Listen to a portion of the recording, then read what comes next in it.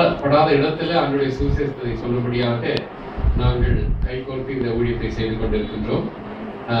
எங்களுடைய அதாவது நாங்களாக சேர்ந்து இந்த ஊழியத்தை நாங்கள் செய்கின்றோம்.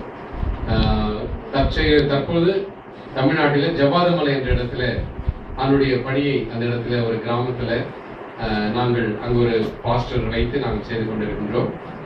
அது எங்களுடைய நோக்கம் எல்லாம் ஆண்டவரை அறியாத மக்கள் ஆண்டவரை அறிந்து கொள்ள வேண்டும், விடுதலை வேண்டும் என்று காத்திருக்கின்ற அடிமைத்தனத்தில் இருக்கிற மக்கள் ஆண்டவரை அவர்கள் தெரிந்து கொள்ள வேண்டும், ஆண்டவரை ஆராதிக்க வேண்டும், அவருடைய ஆண்டோடைய பிள்ளைகளாக மாற வேண்டும். அந்த நோக்கத்திற்காக நாங்கள் செய்கின்றோம். எந்த இடத்துல சபைகள் இல்லையோ அந்த இடத்துல மாத்திரம் நாங்கள் செய்கின்றோம். இது ஒரு காட்டு பகுதியில ஒரு ஏழை எளிய மக்கள் மத்தியில ஒரு சின்ன ஊழியம் நடக்கிறது.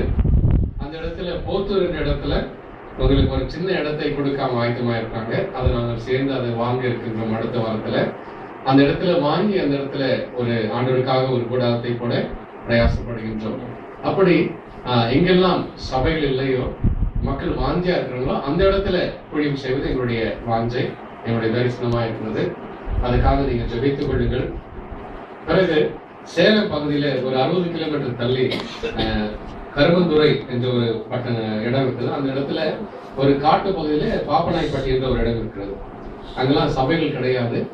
அங்க உற்சாகமாக சில கிராம மக்கள் ஆலயம் வேண்டும் என்று சொல்லி வாஞ்சோடு இருக்கிறாங்க. அவங்களுக்கு ஆலயத்தை கட்டபடியான ஒரு பிரயாசத்துல கூட இருக்கிறோம். இதுக்காக நீங்க எல்லாம் ஜெபம் பண்ணிக்கோங்க. கர்த்தர் நல்லவர், எனக்கு விடுதலை கொடுத்த ஆண்டவர், என்னை நேசித்து என்னை உயிர்ப்பித்த ஆண்டவருக்கு நாங்கள் ஏதாச்சும் செய்ய வேண்டும் என்று சொல்லி நாங்கள் செய்து கொண்டிருக்கின்றோம். அல்லேலூயா.